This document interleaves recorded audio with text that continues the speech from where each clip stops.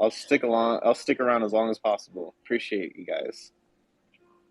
Yeah, maybe we'll start off with the topic that Andrew was talking about, which is Bitcoin Metaverse. Andrew, I'd love to hear your thoughts about how do you feel about everything that's happening in Bitcoin? Are you buying land in Bitmap? Like, where do you So, think Jess, this I'll is say this. going? I'll preface this as well. So, everyone has their own definition of the metaverse. I currently do not have one that's set in stone. It's currently a placeholder. So, kind of saying that, I'll say that I'll start off by saying this. I don't think the metaverse right now truly exists. I think there's different variations in different segments of the multiverse. So I will say that if I have to kind of put on headphones, plug in my phone to something, plug in my laptop to something, go on another, product and actually go into the quote unquote metaverse, I am still in the actual multiverse. I'm not actually in the metaverse. I think the semi first iteration of the actual metaverse is probably going to be through Apple through that unlock of the digital the goggles, whatever. I think that'll kind of open up the door to the entire metaverse function where you're almost kind of seeing things in front of you. I know obviously putting on a headset, but I think that's one variation of it. I think it's the very, very early stages of that. But yes, I am personally not buying anything on Bitcoin. I think that the fees as Bitcoin continues to scale can be a problem for the entire ecosystem if you're using those things. Whereas like using Polygon or Matic, the fees are relatively low. So I think that can be an issue. Obviously, I don't know how this is going to transform.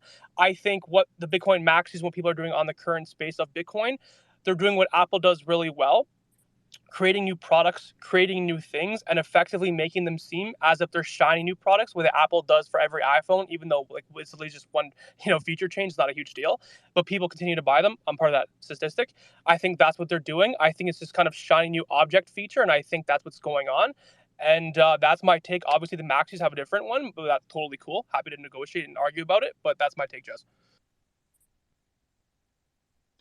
Good take, good take. Yeah, I don't know. I'm a little bit torn. Like, I guess when I got torn is when I saw Peter shift, like that he did his ordinals. I was like, okay, like he capitulated, and maybe I should be paying attention. But before I go to the gentlemen with their hands up, I do see Stacky's up here. Good morning, love. How's it Good going? morning. I guess Good I'm morning. a bust in front about everybody in this line, but I did want to. Stacks gave me a wake up call, by the I way. did so he could come and do his thing. So yeah, and dude, I fell asleep like, and then I was like, oh my god, I'm late. So I had ran in here real quick. I got I but just saw I that. know, I know, but the first thing I want to say about this the Bitcoin thing is you know like Andrew said, the fees when it comes to like those small transactions with metaverses on chains, it's going to be hell.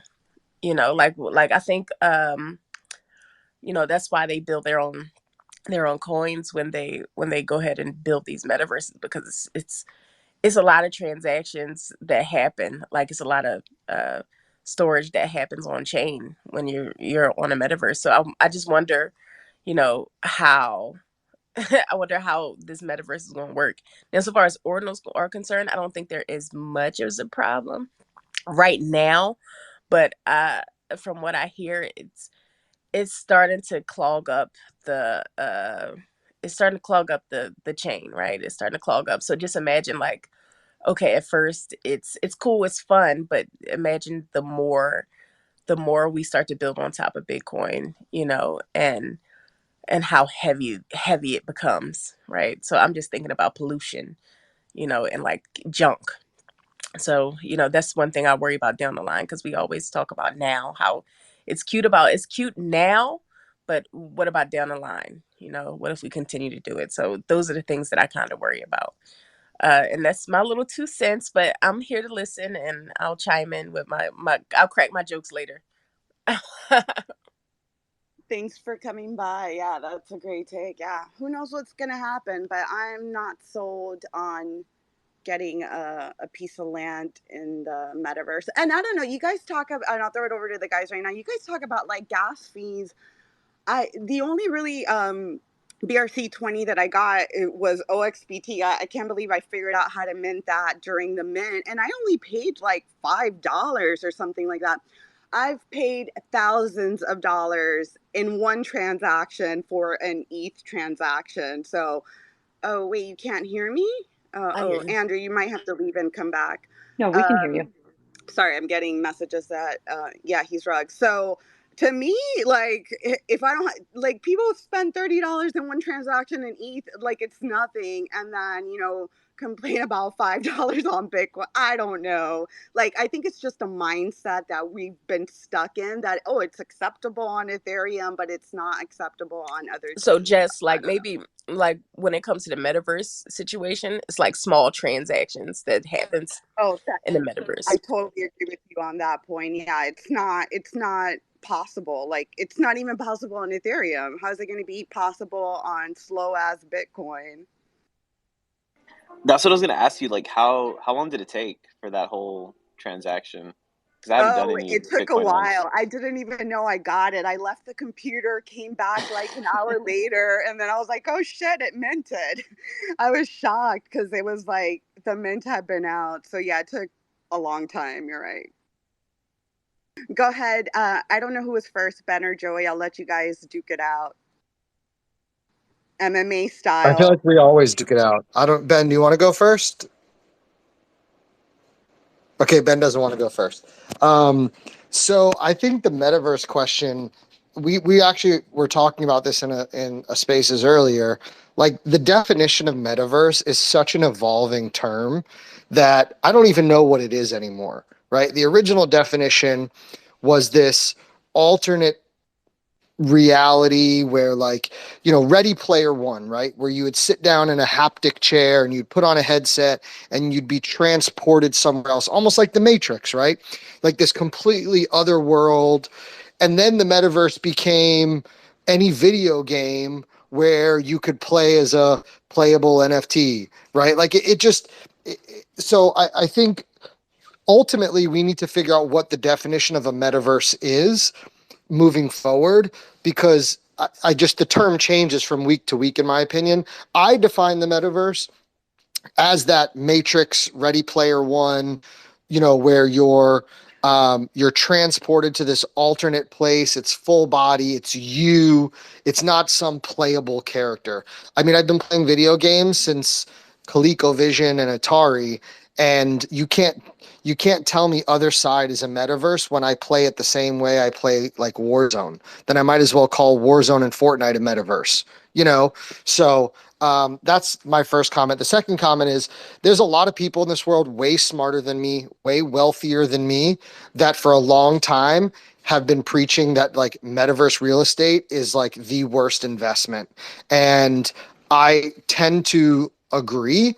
I don't see the value, like Sandbox and Llamascape and all these other like metaverse. Like I just don't see that. Maybe in the future, far from now, maybe if that true metaverse exists where you are yourself in that alternate plane of existence and you want to have a storefront where maybe, but the current iterations of NFT worlds and Sandbox, and to me they're just a waste of money. Like if you're going to spend that kind of money to live next to Snoop Dogg in the metaverse, you might as well go out and buy a real condo or townhouse and make some generational wealth for yourself and your family. Like I just, by the way, it's not financial advice. I am not not advising you on what to do with your investment money, but like I just, Kevin O'Leary, people may not like him. He's been anti metaverse land and metaverse real estate since it launched. I tend to listen to guys like that. So that's my opinion. Wait, Kevin O'Leary. Okay, I gotta push back on that. Push back. Kevin O'Leary said he would invest in a Sam Bankman-Fried again, all over again. He's a fucking idiot. I'm sorry. I mean, here's the thing. We don't have to put our tinfoil hats on, but I don't believe Sam Bankman-Fried was behind all of that. I think wait, hold on. I'll be real quick. I think Sam Bankman-Fried is probably one of the smartest people that we'll see in our generation. And I think he made so much money that people way more powerful than him with basically controlled what happened there, and he's the fall guy. We've seen it many times before. I don't think Sam Bankman-Fried is the one. I think he just, you look at the governments that were involved, the ultra wealthy that were involved. There's no way any of them were going to go down for this. So like in a vacuum, yeah, if Sam Bankman-Fried, started another company where, he wasn't influenced by outside factors, sure, why not? We give people second chances all the time. But I don't think he was the mastermind behind all of this. I think way more powerful people in this world just made him take the fall.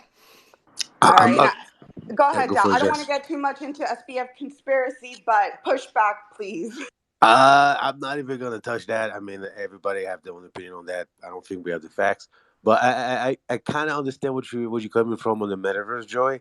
I would just push back slightly because I actually fundamentally agree with you that the current generation of metaverse are not necessarily going to be surviving, right? Like if we look at the daily active users, it's slim, right? You have like really good games that have millions of active users. And when you look at Sandbox and Essential, it's a desert, right? There might be some events that you go to, a music event or an art festival. It may seem like there's some people, but on a regular basis, there's really no motivation to hang out in the metaverse just yet. But I think from a conceptual point of view, I don't think you want to miss out on investing in the metaverse real estate, right? And the way I would differentiate from real estate in real world is that obviously you're not going to live there and eat there. But in terms of eyeballs, right? We all know we're here on Twitter. The attention economy is becoming increasingly more important. And so the ability, for example, to invite people in your house versus inviting people in your virtual house in the metaverse is 1 to 1 million, right? You can have so many more eyeballs. And so brands are looking into that. Luxury brands are looking into it. So to your point, Joey, yes, the current crops probably not gonna make it, but it's how it works, right? Like people have to try and see what works, and there's also like different game engines, right? If you look at Unreal 5, it looks way more immersive as cinematographic, and so you're probably looking for 2-3 years from now where we start to see some really interesting and immersive metaverse. And I haven't looked into it, but like the new headset from Apple as well could be interesting, road in that direction. Great point. Great point. Yeah, I'm going to push back on the SPF thing a little bit because I get all worked up. But yeah, maybe he's a great person. Maybe he is. But at the end of the day, they were degenerate gamblers. You could see all their shit coins on chain. They were over leveraged and they were gambling people's money away. So maybe he's a good person and just, went out of control, degenerate gambling. But, we got to call it what it is. But, all right, let's get through the hands really quick. Let's go to Ben, then Brad, then Leo. What's up? Yeah, in regards to the metaverse thing, I love the points being made, both pro and against it, from Joey and Dow. Yes, I think the next evolving step for us to feel like this is more than just a Call of Duty that you play with a headset or whatever. It's working on the interface and data delivery. What do I mean by that? I think it's not enough to make the image 3D and all of that, right? Because like on communication, like what happens verbally accounts only up to 20% of it, right? So we need to bring more depth to the metaverse experience. Like if I'm speaking with someone and I don't get all the body language cues and all of that, like there is a huge component of communication missing out. So I think the next evolving step for metaverse experiences or devices that power and interface communication on the metaverse level need to account for that. Meaning, like, I cannot just see your character being on a loop like a GIF and not feeling and looking like a human. Like I want to see if you feel how do you feel about what we are talking about based on how you move and see your hand gestures and whatsoever. And I think that would actually make us feel okay, we are in a metaverse because like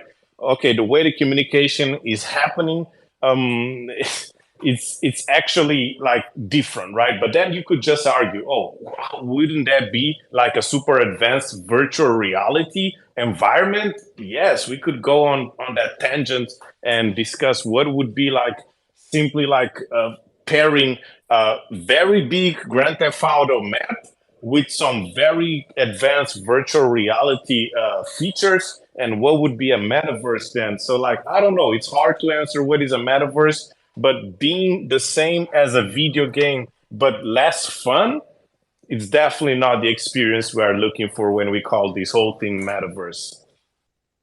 Well, I mean, are we trying to make it, define it too narrowly? Because, like, there's games, right? There's thousands of different types of games. Why does it have to be just one type of metaverse? I'll throw it over to Brad and then Leo and Nico. GM gang. Interesting with the metaverse stuff, right? Because I think that there's two things here that are at play. Maybe Brad is right. Oh, No, it's you, Ben. Drop down and I'll bring you back up. cool. You guys can hear me, right? All right, Yeah, dope. you're good. The two things with the metaverse. I mean, I feel like right now the problem that we have with the metaverse is that, it's kind of like if you set up 24-hour live stream cameras like in a Big Brother house type thing, and like sometimes it'll be exciting, but like 90% of the time, like nobody wants to just like watch somebody read a book. There's just nothing, there isn't enough to do that's truly interactively and like immersive. I mean, yes, with the VR, you can kind of look around these rooms, and I mean, like, yeah, that's sort of cool, but like there's still a missing piece there, as far as like the connectivity between the user and actually being engaged with these metaverses. I'm not sure what that missing piece is yet. I'm sure we'll find it. The other thing with the metaverse that I feel like the only value that metaverse land will have ultimately, is as soon as we find one, ultimately there will be one metaverse that to rule them all. I mean, right now we have too many of them, and it's kind of like back in the day when the internet first came out and we had 5,000 different email providers and 10,000 different search engines, and like ultimately over the years we've boiled those down to Google, right? And I mean, at that point, the only value in the metaverse, I think, is going to be for bigger brands and essentially for advertisement space. You're going to buy a plot of land next to an area that's very active with users and put up a billboard, or offer incentives or scavenger hunt type stuff for major brand activations. Outside of that, I really don't see a value in, being a metaverse property owner, if that's a thing. Don't disagree with you. Great take. Go ahead, Leo, and then Nico. No, right now, I mean, I agree. There's not really much on the metaverse, but I do believe, it's just a matter of years before it is utilized for the right purpose. As far as, like I think it's going to be huge as far as real estate and malls. I mean, I think people are going to be able to do almost like a real life version of well, it's life. I mean, you're going to go say, hey, let me go see this house, which is, I think it's where it needs to go. For instance, I want to buy a house in Brazil. The realtor be able to go, hey, go in the metaverse, get your glasses on, let's walk through the house. So I think there is a purpose for it. I just think we're real early, and if you're building on it now, I think it's a good thing. But yeah, I think it does have a bright future. It just needs to get there. Do you see it in the car industry too, Leo? Absolutely. As far as, even doing like walkarounds and, talking to a customer face to face. I think it, like you do FaceTime, I think it might be a little bit slower, but I think eventually it will get there. So yeah, I mean, it's a lot of possibilities. It's just a matter of time, Yeah, I like that house idea. That would be pretty cool. When we were buying a house, it was like during COVID lockdowns, and it was nearly impossible to get anywhere and to actually see a house. So something like that would have been pretty cool. But what was I going to say? Oh yeah, before I go to Nico, something else that I wanted to just briefly bring up. We also came up with well, not we, but the community with ETHscription. So it's like ordinals inscriptions were brought to ETH. Like, I can't even keep up with all these crazy things that are happening. Just wanted to put that out there as something else that happened. They're called ETHscription land. I don't know what Can't they keep even up are. with. I can't keep up. Go ahead, Nico. I'm so pissed I missed those ETH subscriptions punks, but whatever. They were free too. Uh, where do I start, Joey? I like you. I want to yell at you for the whole SBF thing, dude. Like, holy dude. First of all, let me tell you something.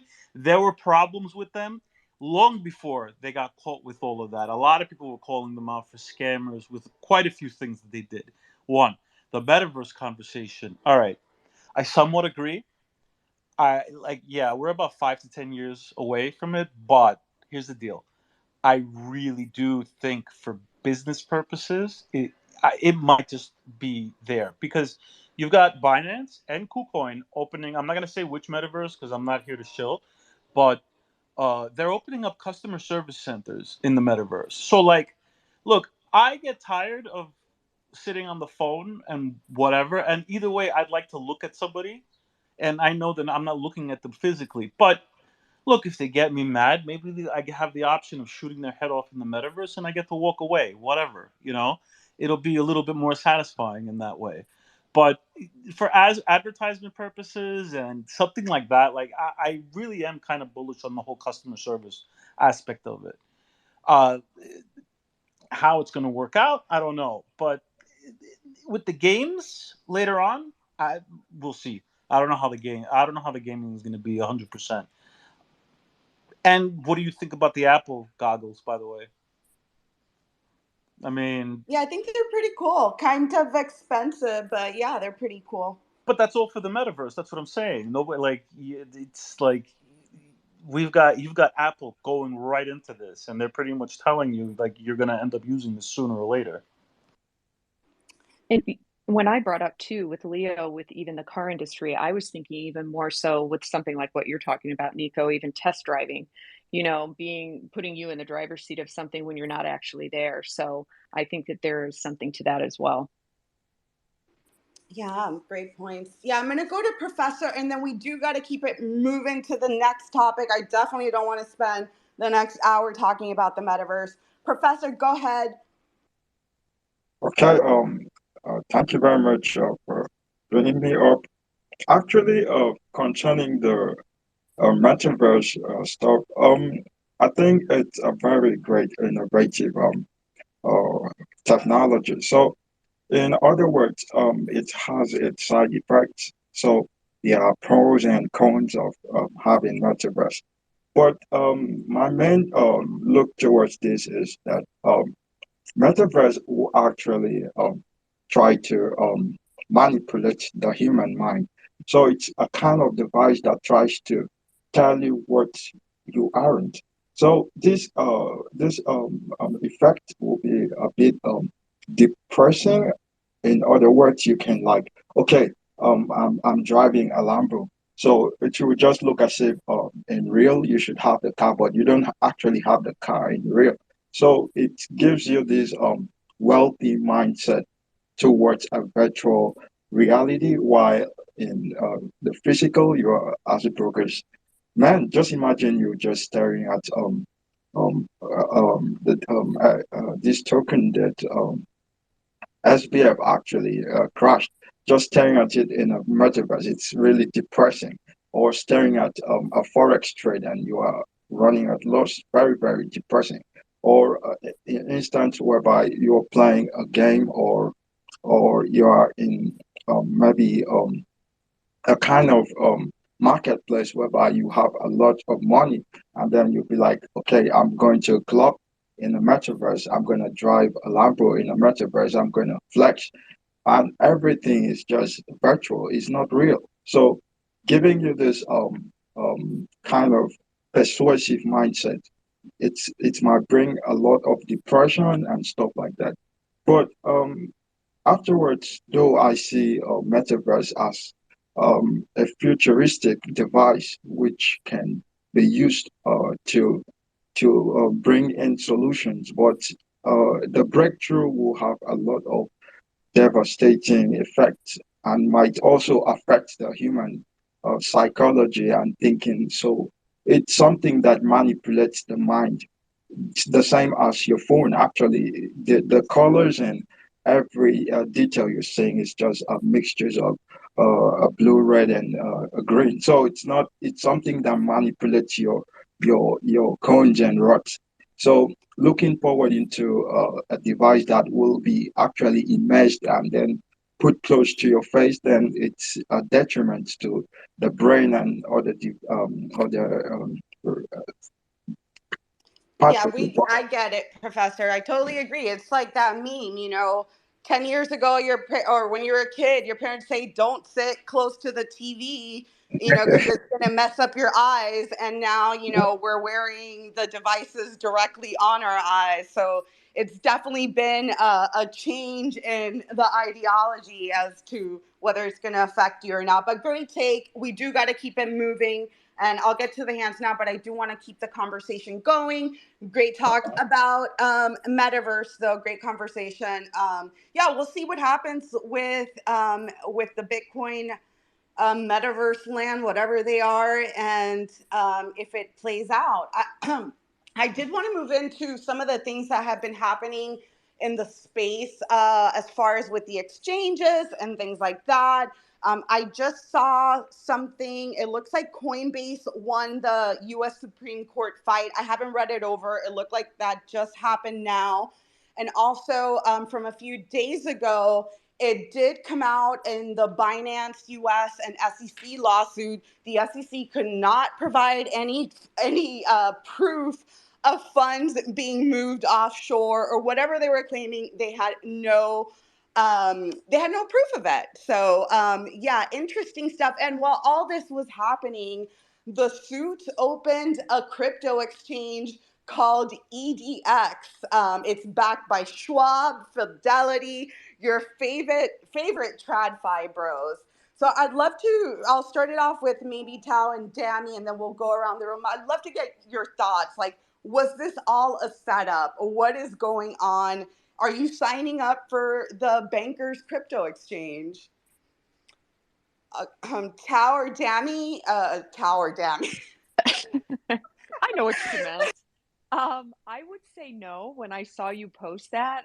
I say no, just because it's everything is the crypto industry is shit according to bankers, and now you have this coming out, and I just think about when Gary was up there speaking as well and saying that the other banks went down, well, they were involved with the crypto industry, and I'm not falling for it. I think it's a setup, but that's just my take. Stacky, go ahead. Oh my God! Like, why am I over here screaming? First of all, to Coinbase won. We kind of knew that, right? It's just because it was the crypto community. We felt like it was bullshit, straight up, and I'm screaming right now, right? I'm also screaming right now just because I'm not get what like. First of all, it's just too convenient that they dropped. I think it was Citibank was one of them, and that they're dropping this crypto exchange because it's like, okay, we see you absolutely gaslighted our exchanges that already were in existence. I mean, pretty much decimated a lot of them, and the last two standing, conveniently at the same time that you tried to slam this down on them, and boom, oh look, hey, we like crypto too. You could kind of see that coming because of the situation with BlackRock. I think the situation with BlackRock was announced maybe 6 months ago.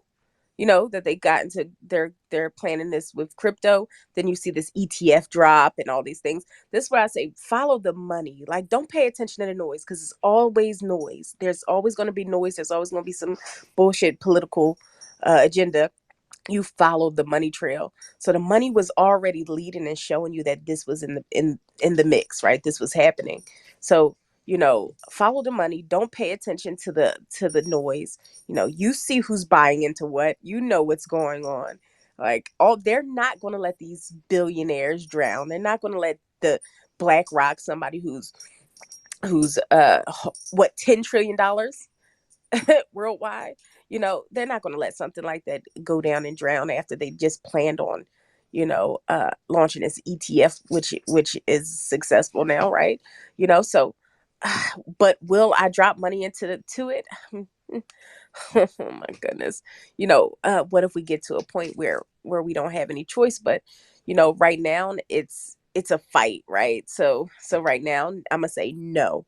I'm gonna fight against it, and to the best of my ability, and ride with who we've been riding with as long as we can, and hopefully they stand the test of time, because we might have to move, goddamn. So I hope not, because I love America. So And on that note, Stacky, one thing I just did want to say really quick. I agree with you. And I've been researching a little bit more. I don't want to redirect the conversation, but I just wanted to add this because it goes in line with what you're saying. Even with the Fed Now situation, if you think about it, because I have been looking at that, they started to kind of go after and attack the Venmos, the PayPals, not exchanges, but those ways to pay. And even with me, like my certain things that I do, my hairdresser, I would Venmo her before, but now you have to do it a specific way because they came after them. So now Fed Now is coming in, and I think you're going to see these other Venmos, PayPal's, all of them, Zelle. You're going to see them go out because of this. Go Did I ahead, piggyback? Stacky. Oh my God, because I did a whole thread. Like, soon as I read Fed Now, I did a whole thread on the companies that will be affected by it. And it's so many, because it's peer to peer. It's government to peer. It's consumer to so you got POS systems. You got Square, where paying at a physical location is going to be affected. So you have all these small businesses, or even large businesses, that's going to be affected.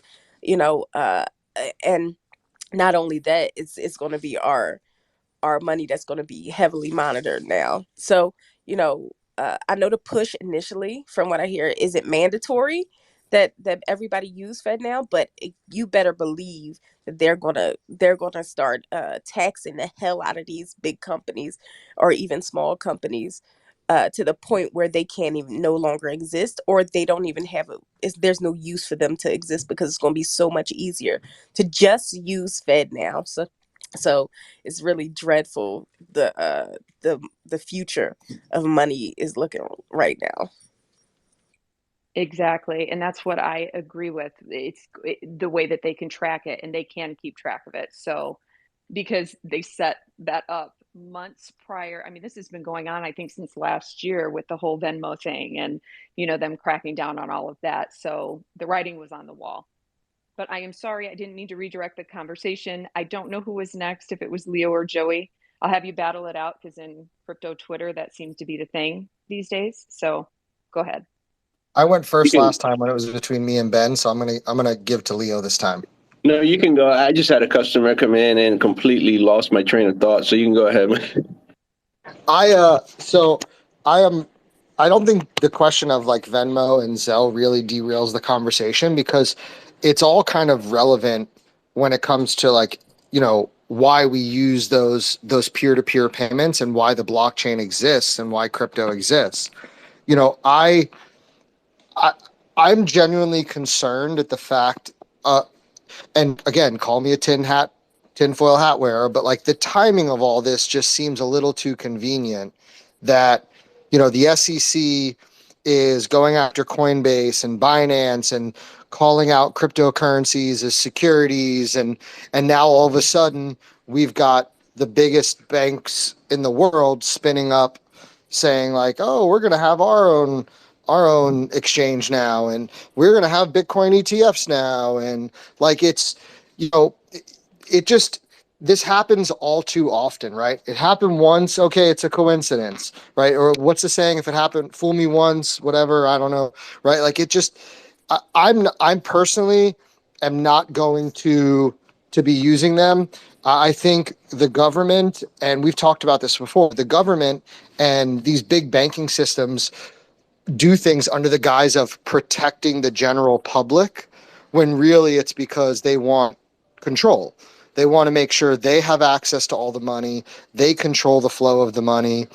Um, the Venmo Zelle thing, I think, is completely absurd. Like the fact that, you know, they're worried about me sending like I send my mother Zelle every month to pay her bills, because she's on Social Security, and I'm sending her, $600, $800 a month to help pay her bills through Zelle. and they're worried about that and collecting taxes on that, but yet the Pentagon can't find $3 trillion, right? Like it just it makes no sense. And somebody made a comment one day about Jess, was it you that you put the tweet out? And I was like, oh, the blockchain would fix this. You put a tweet out yesterday, right, asking about like money. Oh, yeah, JP Morgan deleted like Oh $47 yeah, million in records. They can't account for $47 million. Yeah. And yeah, that doesn't happen. I'm telling you, that does not happen. Go ahead, no, 47 Joey. but million emails. Wasn't it right, 47 million emails? Go ahead, no, Joey. I was going to say, but then they want us to use their exchanges, and they want us to use their, follow their rules when, like you said, Jess, they lost 40, they can't account for $47 million. Like it's all. I'm a fan of less government. I'm a fan of less centralization. So I'm going to stay away from any of those exchanges that are run by big financial industries, big financial companies. But I agree with you, Joey. But to Stacky's point, they are putting a chokehold on the exchanges, and we might not have any other options unless we go to things that whatever are. I'm not going to say, but even me, like I was a Binance US partner. Binance is now going to be a crypto only exchange, and they did not renew my contract as well. So maybe, I don't know, maybe the bankers crypto exchange will sign me up as an affiliate. Who knows? Probably not, but it's a joke. But I guess my point is that yeah, maybe our only option is going to be using EDX in the US because there's a chokehold happening in all these other exchanges. Coinbase might survive, but again, based upon what we're seeing in these lawsuit responses, there was nothing there. And it was, 2 weeks ago when we were here, crypto was in the fucking gutter. Gensler was calling everybody scam artists and crooks.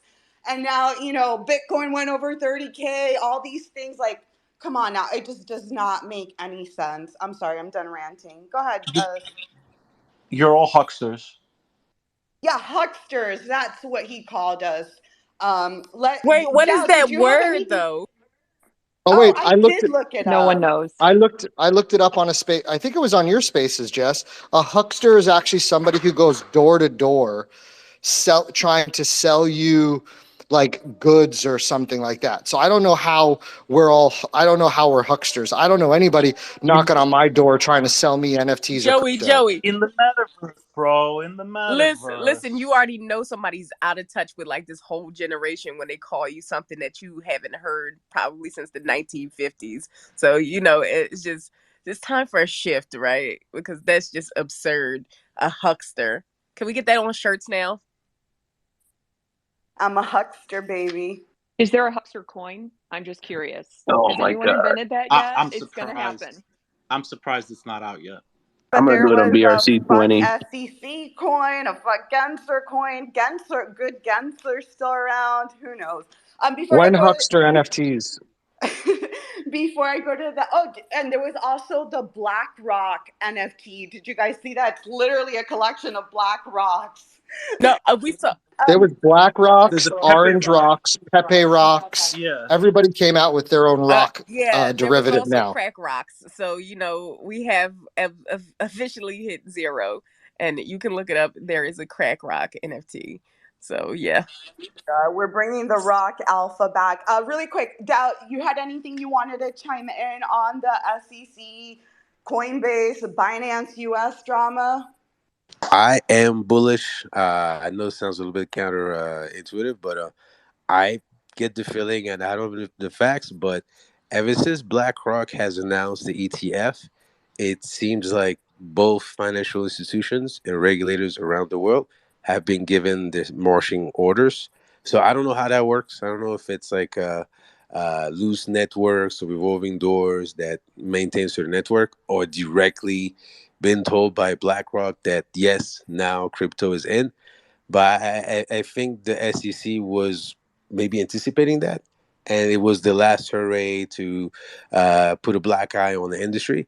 But I think that was the last hurray from the SEC. So I wouldn't be surprised if the judges sides with Coinbase and Binance. I wouldn't be surprised if Congress puts more oversights on the SEC, there's actually a bill or an act to fire Gensler. I don't know how far that will go, but I've never been. I've been in space for 6 years. I've never been as bullish as I am right now. It sounds like old TradFi has said, okay, we're good with crypto. It's not going anywhere, so we might as well compose with it. Yeah, great take. Yeah, man. It was the last 2 weeks was rough, but I'm with you. I saw people being bearish that I hadn't seen been bearish in a long time, and I was like, this is either going to zero or I'm making a right choice. And you know what they say, when be greedy when others are fearful. And yeah, it was good to see. Hey, once Mario changed his PFP, you guys knew that was the fucking bottom. You missed that bottom signal. Jess, Capitulation at its finest. Jess, you go on vacation and all hell breaks loose. What is up? It was crazy. It was crazy. Go ahead. Let's circle back to Steven and Leo. And then I see Hector came up as well. GM, you hucksters, you bunch of hucksters on this Friday. I think, Jess, you said it was Dammy and Tao, right? Dammy and Tao, yeah. Well, Nico had my hand go up real quick about the metaverse, but I won't touch on that because then I'll get going. Those glasses. But the whole thing that's going on now, I definitely agree with Joey. It does it is a little suspect. It does feel like the whole timing of everything and the way this whole space has evolved to where it is now and to the direction that it's going. It feels like it's almost the natural course. The government and banking and our money, they've always had kind of the control or want to have control of our money. It's like you go to the bank and you want to take out funds or even deposit funds. Sometimes it becomes an issue and it's, questionable. That was the whole beauty of this space, that we can, move money with ease, freedom to transact. Now I think from a little bit of an insider perspective, working as a photographer, sitting in some very large banking conferences, some of those banks have been fined $4 million recently for deleting 47 million emails. I won't name who they are, but they've always been kind of anti-crypto. At the same time, my conspiracy theory is they've always been involved. They've always been there on the back end, and I'm also super bullish, just like Dow was saying, because I went to TechCrunch last year in Miami, and there was a speaker, I forgot who it was, but she was saying basically true mass adoption comes when crypto, integrates, when the banking industry integrates crypto on the back end in such a way that people don't know they're interacting with the blockchain. They're just going, let me deposit $10,000 into this savings. And what it's really doing on the back end is setting up a winter wallet and buying a bunch of Bitcoin. And maybe with, the awareness of the person doing that, but there's such ease that, you just click a button and boom, it's done. And that would be, an example of mass adoption occurring. And it really does seem like that's where we're headed when you have BlackRock coming in, which I'm pretty sure this has been in the works for a long time. I don't think, a corporation like that, controlling $9 trillion or $10 trillion of assets just, says, oh, by the way, we're doing this. No, this has been in the works for a long time. I believe a lot of this stuff has been in the works for a long time, and we're just kind of here every day, and most people aren't, and we see all this stuff and the meta of like the rocks. And it was like, remember when the Queen died? They had like the Queen, and even like the other day, they were searching for the submarine, and there was a submarine project that dropped. It was like, Jesus. Hopefully we'll get past that. But yeah, no, I think we are headed to mass adoption. I am definitely bullish too. Can I add one thing in from what Steven said? And I have been hearing this a lot lately when it comes to people being able to go into a branch and take money out. That is something that has always been that way. I think it is sensationalized right now because there's just a higher alertness of everyone to that. I just want you guys to know not to be too concerned about that, just because there are efficiency models and goals that each branch has to hit. They can't have money just sitting around. So that has always been that way. In the 20 plus years I was in that industry, we would always, if somebody came in and they wanted a very large amount of cash out, they were trained to try and get someone to take a check just because, you know, they get their shipments in a certain time each week and they just don't keep those reserves in there. So each individual branch is not going to have just boatloads of cash just sitting around. So I just want you guys to be aware that isn't something to be scared of. And the whole run on the bank thing, I think that that just really got people nervous and scared. And it's something that has been going on forever. So I don't want you guys to think that that's anything new. Okay, I'm off my rant. Thanks, Tammy. Leo, go ahead. You're up. No, I just wanted to say there's no way, going back to what Steven and Joey and stuff we're talking about as far as, I forgot his Sammy, whatever his name is. I think there's more to this whole story. And I think Gensler, from the beginning, has been behind this whole shit.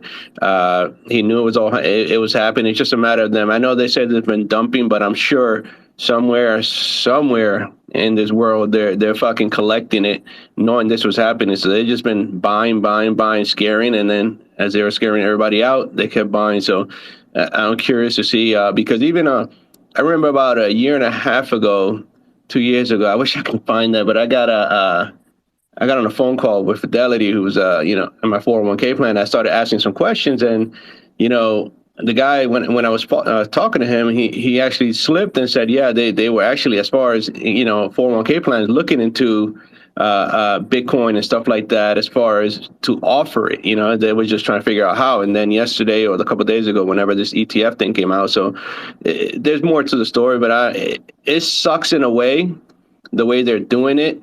But I mean, I wouldn't be worried about it. I mean, it is what it is. I mean, I don't think we can control anything the government does, other than hold whatever we have and just, keep pushing towards, where we want to go.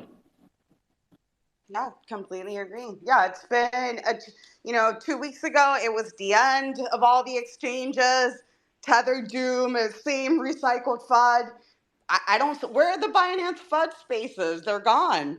We have SEC's #1 supporter in the space, Hector. Welcome. Junior Gensler. Hey Gary, hold on. I gotta talk to these guys 1 sec. So yeah, I'll have a coffee. Don't worry. What kind of coffee do you drink? I drink straight up black with a little sugar. Yeah, I figured something bland. I want to feel something, Jess? Go ahead. I'm just. Yeah. So I love hearing these takes. They're beautiful as always. Everyone follow everyone on the panel, and all that whole thing. TLDR. But let's see.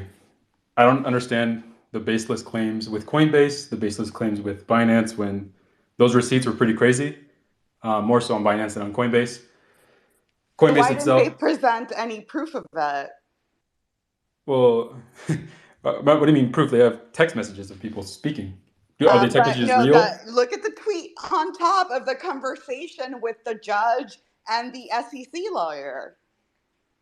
The conversation above with the tweet and the SEC lawyer. Which one? Yeah, I think the issue is we're mixing two things, right? No. Hector, you're focusing on the criminal charges or the I guess commingling of funds, right? The accusation that SEC has specifically on Binance.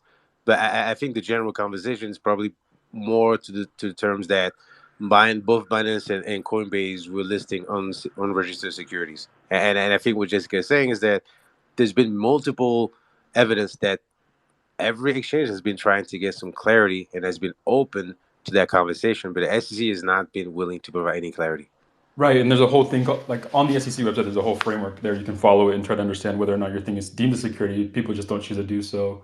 The only one who only cared to do so was actually Stacks. Stacks is I think a US-based company that filed with the SEC, 185 million tokens.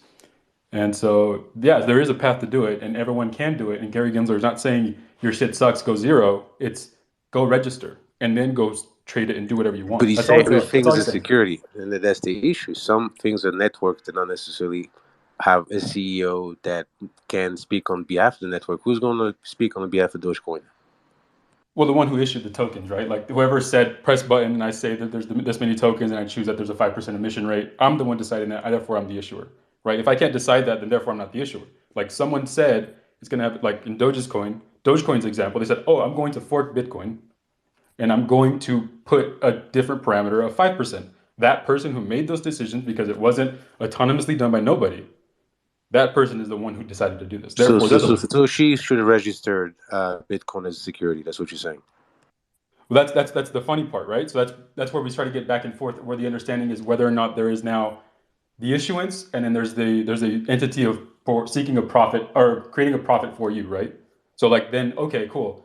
So there's an idea of Ethereum versus Bitcoin, and which is the funny thing with the you guys are trying to say, oh yeah, BlackRock came in and they're just gonna save our bags and blah blah blah. Like none of these guys, none of them filed an Ethereum ETF because they're still unsure, and they're doing it on the back of after Gary Gensler made accusations on a bunch of tokens that use a proof of stake mechanism or a yielding mechanism or an initial coin offering mechanism that are being subject to these claims.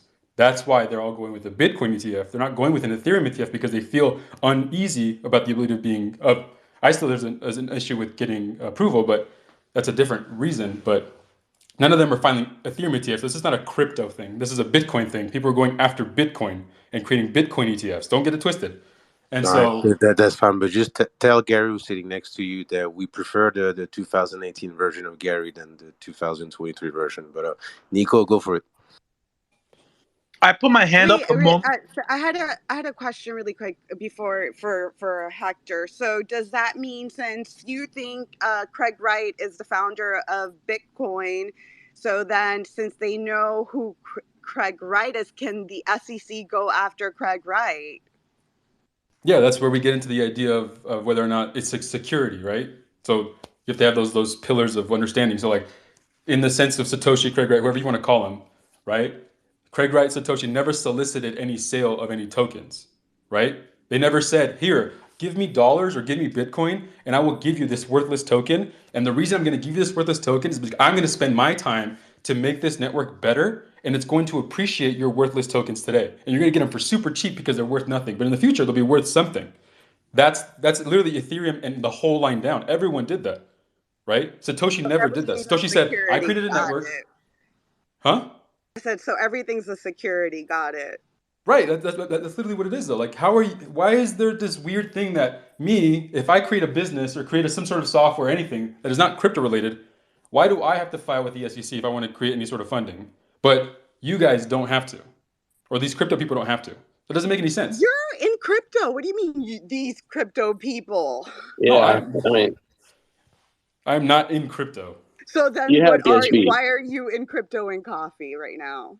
I love listening to you guys. Oh, that was good. You can't say nothing. Well, I Oh, can't listen. that was really That sweet. was. I'm going to send you a heart for that. That was the Hector. nicest thing There this you man go. ever said in his life. He I doesn't know. follow me back after like 2 Yeah. years of coming to Yeah. my Jess space. Same tried I to here. hit even I don't follow get follow, it. then him. unfollow. Like Wait a that person. minute, dude. I Hold Hector, on. unfollowed him a long time ago. He doesn't want to follow back. Well, I'll Hector, follow both Jess for Jess and sure. I. I know that. My bad. I didn't know that. Well, I All right, follow you, I'm, Hector. Rude. I'm gonna unfollow him right now. My bad. let's go to Nico. Hector, I put my hand up like the moment you started speaking, bro. You always Because do it's that. I like know. it's like beating a dead horse with you. It's the same conversation over and over again. You're saying you're not in crypto, but you're like the biggest BSV maxi in the world. Where the fuck does that fall, bro? That's not a security? Well, Like, let's be we just went serious. through it. We just literally went through it, dude. No, you didn't. Wait, did BSV go? Did BSV go and do a fair launch? Oh, Do you not understand? because it's a fork. Is it a fork? Is BSV a fork of Bitcoin? Of course, it's a fork. Oh, it's a fork. But there's only Yeah. all right. Oh, it got me. Okay, hold on a second. Gary Gensler says Bitcoin is the reason why Bitcoin is decentralized and whatever. All of the nodes, correct? How many nodes are there with BSV? Wait, are you talking about security? You talking about Gary Gensler's proof of decentralization? What are you trying to go for? Well, proof Gotta of pick work. one. Proof of work. The what they didn't go after is proof of work tokens. Okay. Right, exactly. That's why Fidelity's willing to list Yeah. BTC, LTC, BCH, and all those proof of work tokens because the same thing I said about what Gary Gensler is going after the ICO types. Yeah, I understand. He's not only going after the ICO types, he's also going after the proof of stake stuff. Well, it's all ICOs. They're all initial offerings. They all had a funding of money. Fine. But BSV, on the other hand, okay? Did not, yes. I understand. Well, if it's a fork of Bitcoin, it didn't. Correct. Fine. But How many nodes are there for BSV? If you ask a miner, they'd probably say like around 30 to 40 is my guess. 30 to 40 nodes? Yeah, that's what they say. Okay, do you really think Gary Gensler is going to think that that's sufficiently decentralized or whatever? Well, could you point to any word where we know the quantifiable number of a decentralized network? Yeah, fine, but all right, so hold on a second. You do know that they're trying to make legislation so that if a coin does start out decentralized, it can eventually become, it starts out centralized, it can eventually become decentralized. So right, like, and that's flying in the face of other people who are trying to create things. That's 30 right. That's to why I 40 disagree with this. nodes will it's never going to work. 30 to 40 nodes and you call it decentralized.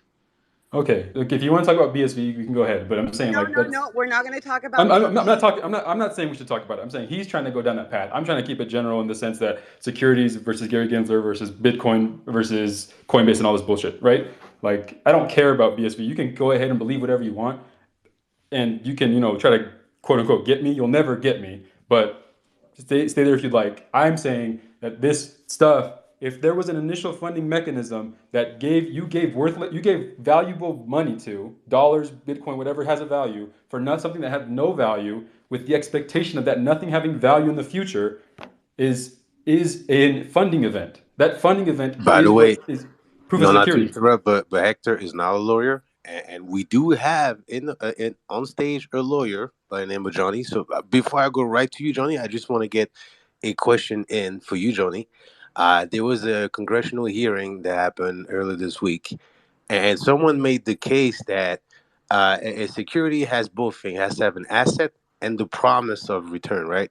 And what they were saying is that the SEC, for some reason, misunderstand that.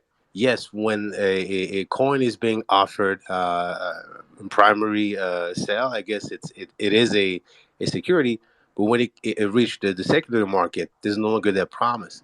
And it seems like the SEC. I mean, I'm not a lawyer, so I don't know if I'm getting this right, but it's confusing the asset with the promise itself. So Johnny, can you weigh on this item? Yeah, I think, not legal advice, but I think that that's the correct way to think about it. And that's why this new legislation is coming through. It's kind of two things at the same time. It's like light is energy and matter at the same time. It's two things at the same time. And certainly Hector is right about a lot of crypto being just a security or a money grab that's taking advantage of the fact that it is two things at once, and a lot of it is just in bad faith. They're just capital raising, right? And whether they need to register or whether they're exempt from registration, it doesn't matter. What they're doing is a security, and let's be honest, a lot of the times the utility is an afterthought. Like we see that a lot in crypto. We have to be honest about that.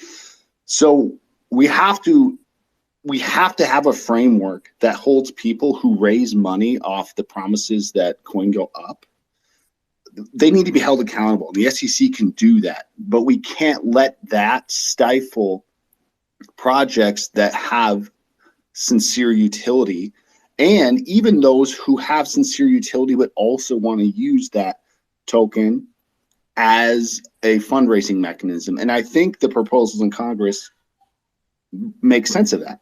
So Hector, do you think these new frameworks for acknowledging that yes, it's a security, but yes, it's also something else, and so the Howey test is insufficient, do you think they're valid? No, I don't think so, because the precedent is Satoshi with Bitcoin, right? Like anyone right now, like me, for example, if I have the tools, I can make something like a software. I can make a software if I want to, and I spend my time to create a software, right? I can then go market that software and sell the software itself to any customer and be like, okay, I make money doing that. Or I can sell the possibility of this software doing something that becomes more valuable, but I need funding to continue my operation of doing that, right? So Satoshi said, here's this software I created. You can then use it, and the point of using it is it gives you coins. I'm not telling you what the coins are going to be worth. You just have fun and waste energy and figure it out. He's not assigning any value or promising anything. He created something. He threw it out there, and people used it.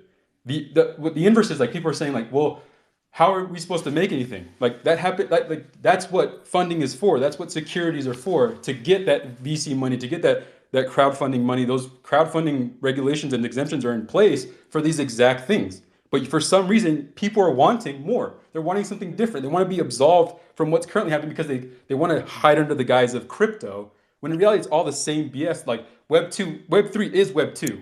Like all this stuff is the same. Yeah, it does happen, Hector. It does happen, definitely, like I acknowledged. However, if you start treating crypto as a security, it obliterates the ecosystem that's kind of sprung up that has a lot of potential and value.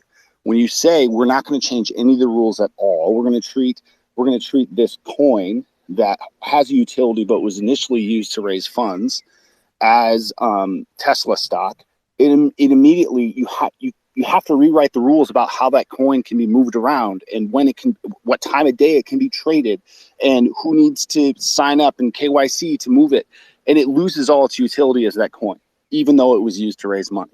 So we have to have a new framework. It's not exactly the same as a stock because it does something and it works within the ecosystem that is completely separate than the stock exchange.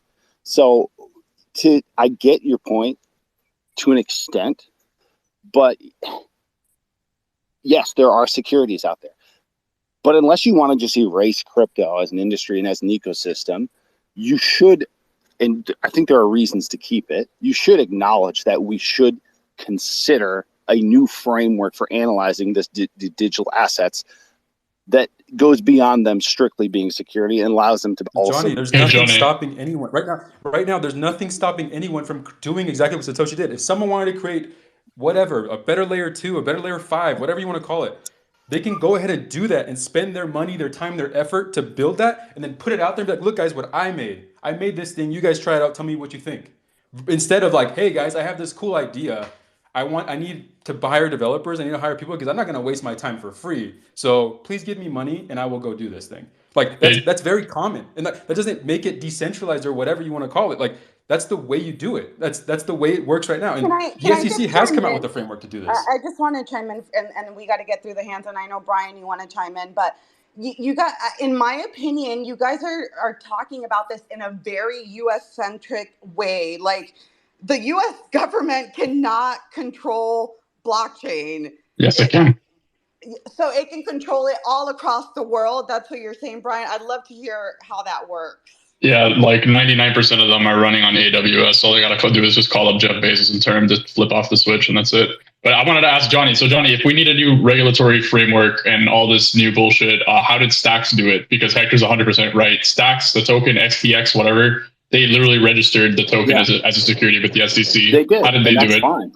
That's fine. That's good for them. Yeah, so but then the question is, if we need all this new shit, how did they do it? Like, what's the excuse for everybody else if there's proof that you can do it? So, now that they have registered as security, their token is going to be confined by all the legal constraints of being security that, like I said, Tesla stock is. So they have to play by the rules. They have to follow the rules. No, but it's going to significantly limit its utility as a token. It's just going to be a stock.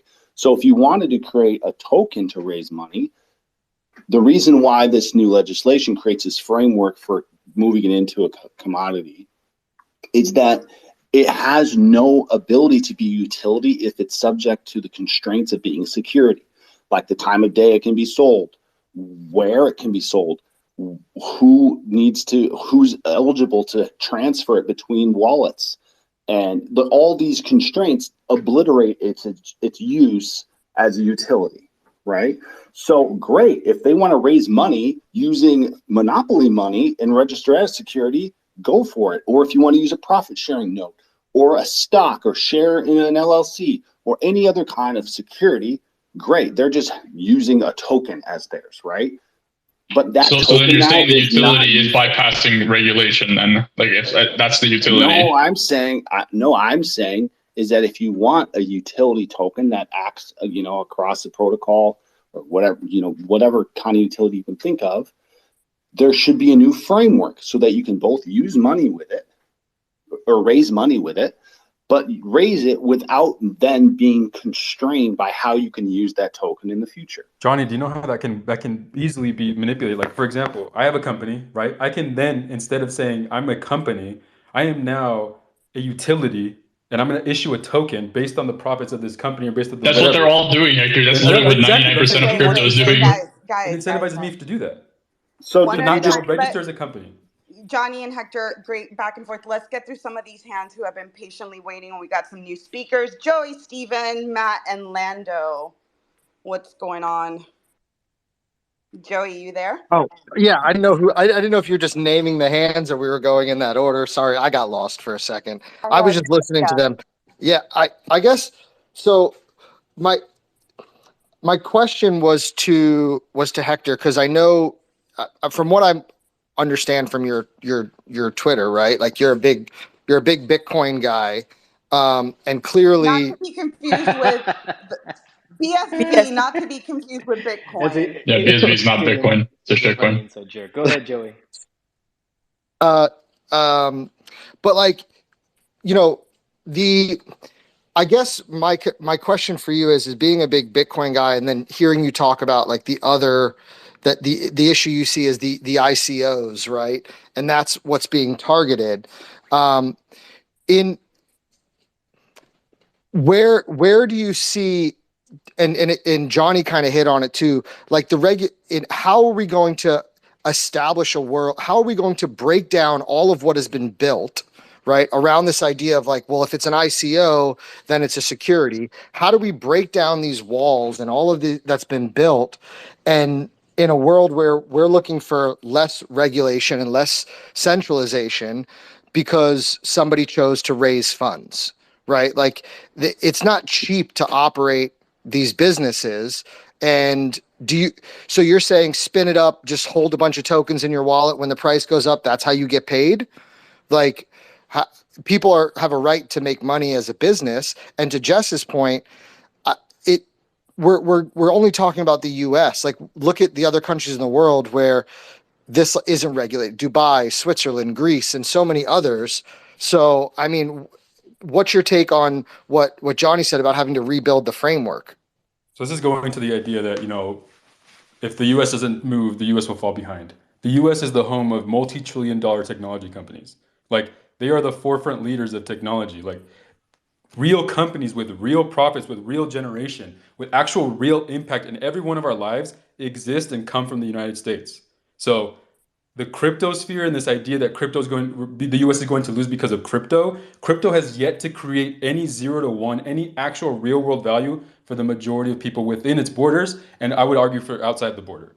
So that to believe that we're somehow going to fall behind if we don't update our framework, like update your ideology, update the idea that you must follow the rule of the law in the country. For example, if you went to Saudi Arabia and try to do something that the US only accepts, they're going to knock you down for it. So do what you want to do in the United States, or move somewhere else where you believe you can do what you want to do. If you want to do illegal things that are at least illegal in the United States, go somewhere else. But be noticed that United States is the biggest player in the world economy. Look at Coinbase. Coinbase is over here crying, oh, we're going to leave the US and blah, blah, blah. 89% of their revenue comes from the United States. So yeah, they can go ahead and try to leave, but good luck with that. Wow, I'm Dude, that's where all this fucking coping and arguing comes from, is that like they all want to stay in the United States because this is the most liquid market in the world. That's it. That's just the bottom line. Wow, Oh, Hector got a fan. I'm worried. I've been. No, I I've been disagree with a away. lot of stuff he I've been says, away but not for a BSB. while. I find myself agreeing and nodding with Hector. What's happened? Oh It's a my new cycle or something. God. But he's. I We're mean, the we're the arm meme, dude. But he's right. The world is vast. Their jurisdictions are a dime a dozen. If you don't like U.S. securities law, you can pick your jurisdiction and spin up your company literally right off the U.S. border in the Bahamas. Pick your Caribbean nation. Like there's a way to do this right now. The complaint, the crying is because no, they want to straddle both worlds. They want to enjoy the benefits of being an unregulated security or commodity, or fill in the blank name, and still be able to be listed on securities exchanges within the U.S. borders. Matt, I would just add that they're almost in a pickle, basically, right? You have to look at it. They're always saying that they have to try to stop this regulatory arbitrage, but like you just mentioned, that's regulatory arbitrage. If there's so many jurisdictions that allow crypto and they give a favorable condition and they get all the innovation, then firms and projects will go there, and then the regulators will cry and say, "Oh, we have to make the rules universal across the world to stop regulatory arbitrage."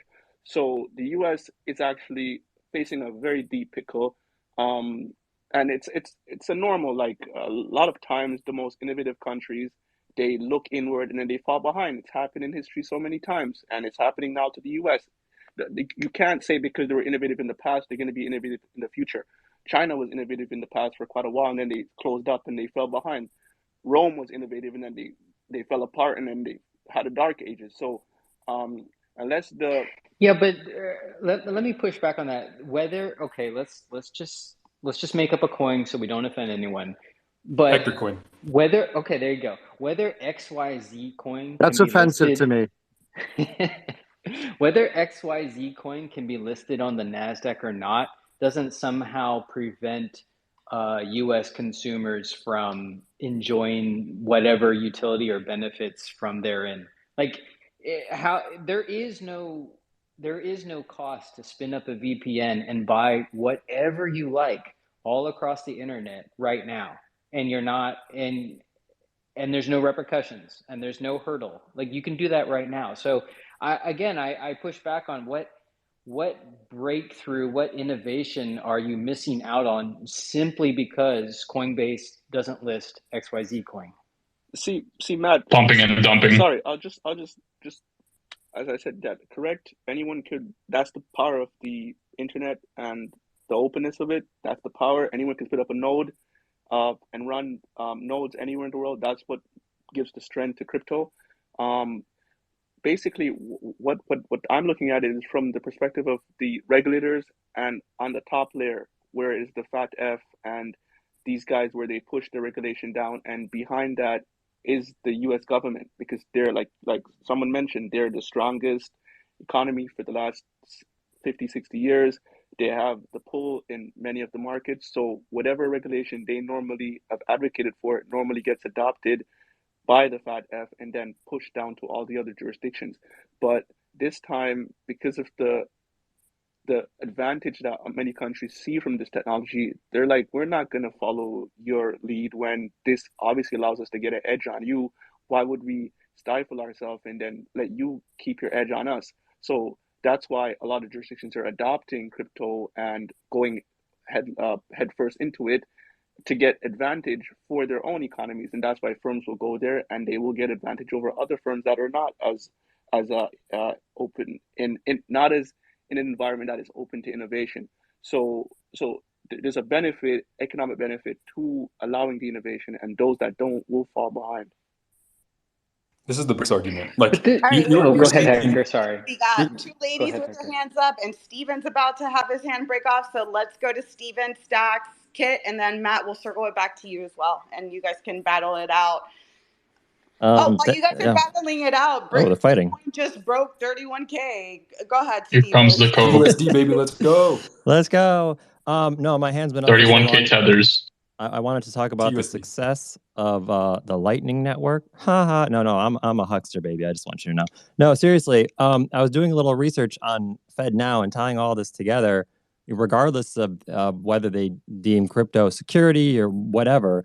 Maybe I'm a little late, but realizing that FedNow is tied to Metal blockchain, and it's going to allow users to instantly convert their cash to stable coins. It seems like, and it's new, and Wells Fargo has spent 4 years building to launch it as soon as it comes out.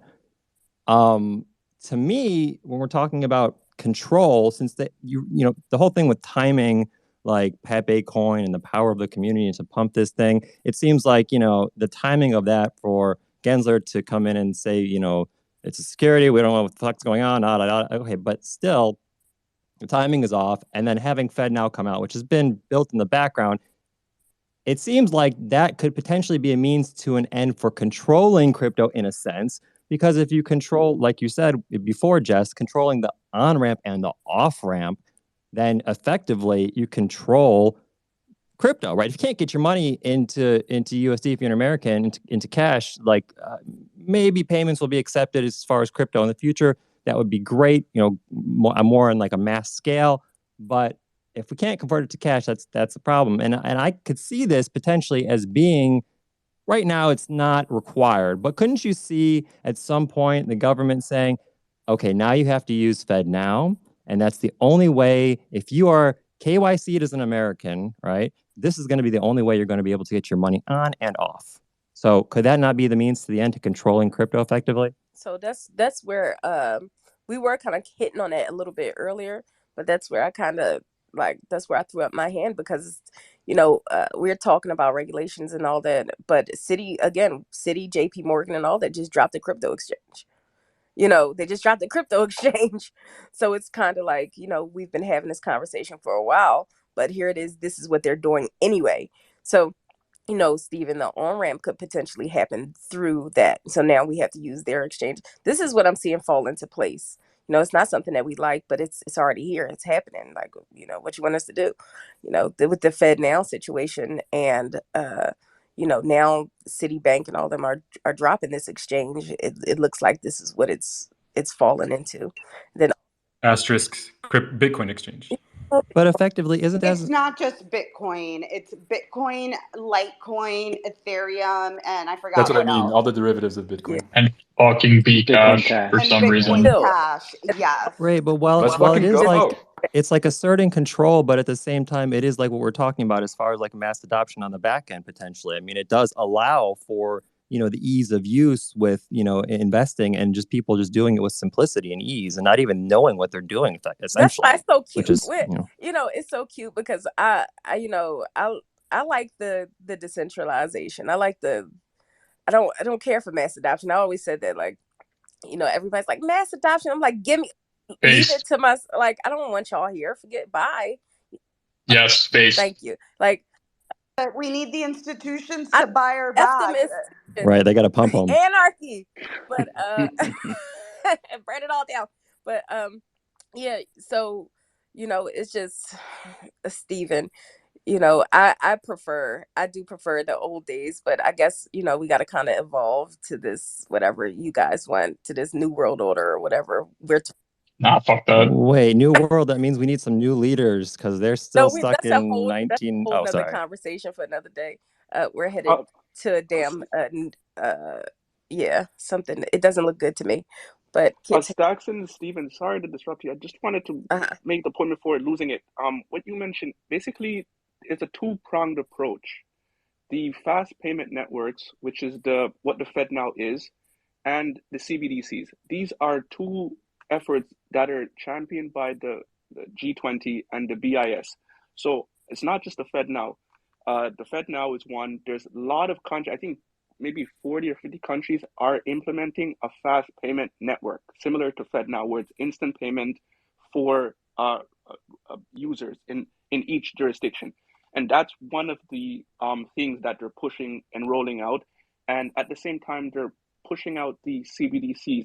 And it's a two-pronged approach. And I think Stephen might have hit it on its head that they're keeping the on-ramps secured and under control, and also will allow these on-ramps to be used with the CBDCs when they roll that out as well. And these are both efforts that are championed by the BIS and under the auspices of the G20.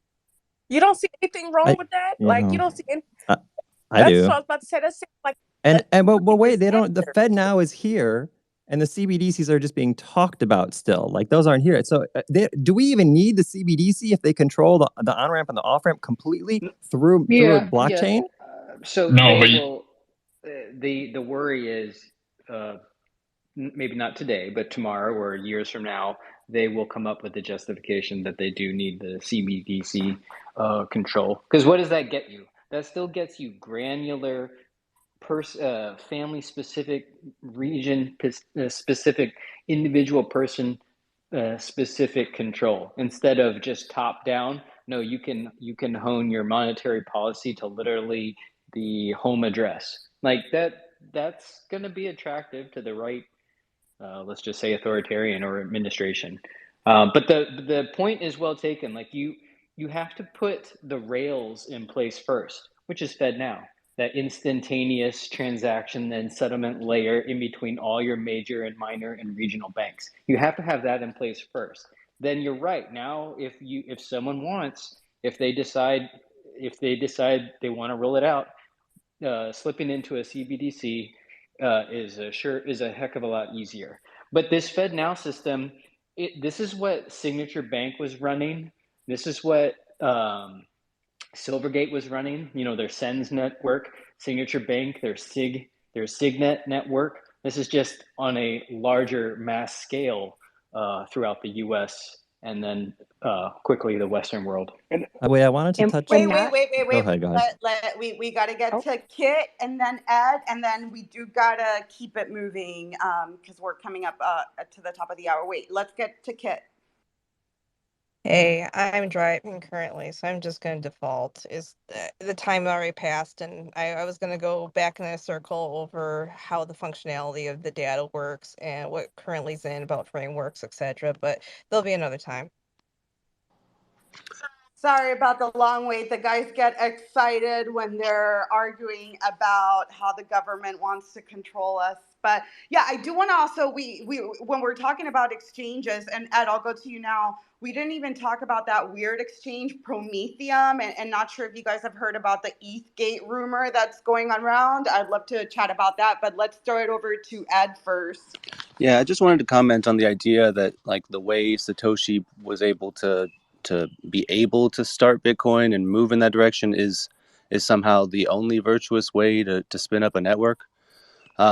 If we're only expecting like benevolent people who have a bunch of money on their own sake able to do like vital works that's going to allow us to remain sovereign, like we're screwed to psyops and all these different things that can be, you know, brought in from money interests and things. There's ways that you can do ethical fundraising and not like make it just about the coin go up technology. And but if we can't have developers, independent developers, people in the garages, people that can bring people together, actually able to run networks and fundraise and have those tokens not be securities because they actually do something, that they actually allow people to buy into using the things that they're building with people all over the globe, then we're just going to be putting ourselves into like institutional capture based on the fact that we have operational like basis at this point. Like if we want to be able to continue to innovate and push forward, we have to be able to allow people to step forward out of the shadows, not just from being, you know, rich from some other thing. There's an entire industry called the startup industry in Silicon Valley that was done on this exact thing of being able to do this from their own garage. Wait, So I want to ask Ed a question. Ed, have you ever donated to any free and open source software projects? I mean, I code for free and open source software projects. Yeah, that's not my question though. Have you donated to one? Have you ever given money to a free and open source software project? I don't know that. Just be honest. It's okay to say no. Like 90% of people don't. But he's giving his time. He's giving his time, right? He's giving his time. He's giving his effort. Yeah, but the reason I'm asking this is because I'm trying to make the point, right? Like, so there's free and open source software that's been around literally since like the 70s. Fucking like half the world runs on this shit. Linux, fucking GNU, all this crap. And nobody donates to any of these fucking projects, but because it's free and open source, quote unquote, but there's a token attached to it, all of a sudden everybody feels like I'm donating to this project. So I'm just trying to get the point across. It's like, what is the fundamental difference that everybody is willing to give like so much money to like Ethereum and like all these other tokens, but nobody wants to donate to like the GNU Foundation or whatever? It's the fucking token. It's the promise of number go up and like this, I'm going to get rich in the future. That's why everybody wants to donate to these things. And that's where the problem lies. It's like people who are in fucking open source crypto crap understand that. And so they're like fundraising, and they, like Matt said earlier, they want to have their cake and eat it too. They want to be able to fundraise with the token and be like, oh, but it's not a security, so I don't have to register with the SEC. Okay, wait and you can't have it both ways. That you just described like a solution to the problem. Like you can have an ethical open source project that is able to fundraise through a token, and they would actually be able to get funding. You just explained the You can solution. get funding right now. There's nothing there's There nothing is a unique problem. about being able to get There is funding. a problem. The There's proposition is nothing that now I stopping can you have a right token now. go up, therefore I'm willing to buy here. That's what you're saying. You're saying if Yeah. I have as me as a charitable contribution, I have a potential upside, therefore I'm more willing to give money. But the point is it's a It's not. charity. You're It's not not supposed to You're be that. not doing charity. it. That's You're not doing it for you that's though. not. Like when you do it for that, when you do it for that reason, you're not doing it for you. You're doing it. You You're not just said giving it. money to the project because like you care about their ethos or whatever bullshit. That's what you're saying to cope and like lie to other people. You're doing it because you want to get No. rich, which is fine. I'm just saying that's the truth. No, it's not the truth. truth. For For the the love love of God, put your volume No, there, down, Brian. Yeah, sorry. there's a Dude, I've got my headphone on the lowest setting right now, and you're still loud. I'm just saying. the Can I we want have when a he gets charity for excited, Brian? his Can microphone we goes have to like his a throat, so it's get fine. Brian a better mic that Eve, like a Yes, charity for him. I'll please. donate. I would donate Brian to Mike No, but token. that. Ed, Brian I'll Mike I have token, to, go. I'll Ed, start I have Brian to token ask so I you, can fundraise for a fucking headset. Hey, what's Ed, this, I that one have guy to asked for ask you a new though, phone, so you can do it too, dude. what hurdle, what impediment are you running into? I mean, you can literally spin up whatever token or NFT or project you want to work on in your garage in Texas, and every exchange, including Binance, will list it. No questions asked. It doesn't have to be ethical or not. 95% of the world's population is outside the US. So what what's the impediment you're running into? And by the way, the last 4% of the US population can still turn on a VPN and buy and fund your project. So like truly what just because you can't get it listed on Coinbase or the New York Stock Exchange, is No, that really the core what's part of it is that there's the crypto and coffee conversation suggesting that securities laws apply directly to all cryptos because of scams, because of people who are exploiting the system. That it should all try to file into this simple structure, but it doesn't actually make sense because of the way that it's actually a utility, that it actually can be structured so that it works. What is the utility though? What is the utility? You're Well, not actually telling I us what give you a better traditional. argument, right? If it's a network and it's decentralized enough, you can't point to a specific group as a promise of value, and that's the litmus test. Is Oh, it okay. has to fit all four of the how we test, right? And so if you can't point to a specific group, and it's no longer the primary sale, what it actually is a promise of return, it's a secondary market. At that point, it's a network, right? And if it's No, decentralized bro. enough, it wouldn't make sense to say it's no longer a startup, it's no longer a company. We can point to a CEO or a specific entity that is the source of profit, or that is the source of a promise of profit. If it's decentralized enough, then it should be fine for a token to be It's like saying you killed someone, but then they decompose. Like, man, it's no longer a murder, man. They decompose. This is Not my according bad. to this is The according to the very violence. SEC. We have the Hinman dossier that actually suggested as much that if it's decentralized enough, we can't point to an actual person that is the source of profit. Then it's decentralized enough. It's this network, right? Think about it this way: if there are people adding value at different edges, and you can't even control how they add value and how they interact on your network, why should you be responsible for everything that happens on it? It doesn't make sense. Because you were personally backed with money to do what you had to When you do. started, yes, the primary sale when you started, Yeah, it yes, doesn't but when absolve the you just because secondary it sale happened is over no years. longer Doesn't that. mean you're now in the green. It's like the same thing. Gentlemen. We know where you guys stand. Make your points and keep on. Really quick, I see Joey has her hand up, and Daniel came up as soon as I said ETHgate. He was in the requesting. Go ahead, Joey. Everyone keeps talking about, FedNow and CBDCs. I mean, I would love to know, honestly, what everybody on this stage, who actually wants CBDCs? Who wants there you go, right? I mean, there was only 2 thumbs down, but I'll take that as a lack of response, as you don't want it either. I mean, we talked about it earlier in the conversation, which is, the reason why most of us, okay, let me rephrase that. Most people in crypto are here because they want crypto to go up and they want to make money and blah, blah, blah, blah, blah. But the reality is the people that are still here now during this bear market are here because of the decentralization. They're here because of the lack of control from the federal government. I mean, Hector, you can laugh. I mean, you as a businessman know, and my father's done business all over the world. It's so difficult to do business internationally in a pinch when you have to deal with sending money through banks and approvals and wires, and it's the loopholes, and where crypto bridges that gap where you can literally do deals instantaneously without the fear. And I'm not saying, and there are people that are doing it to avoid taxes, and there's always going to be that, right? No matter what industry we talk about, there will always be the bad side or the dark side, right? But the reality is CBDCs, FedNow, BRICS, it's control. They want control. And I don't know how long it's going to take for us to realize that we need less control. I'm not talking anarchy. I'm not talking like, we need to go back to the days of the Colosseum where you battle lions.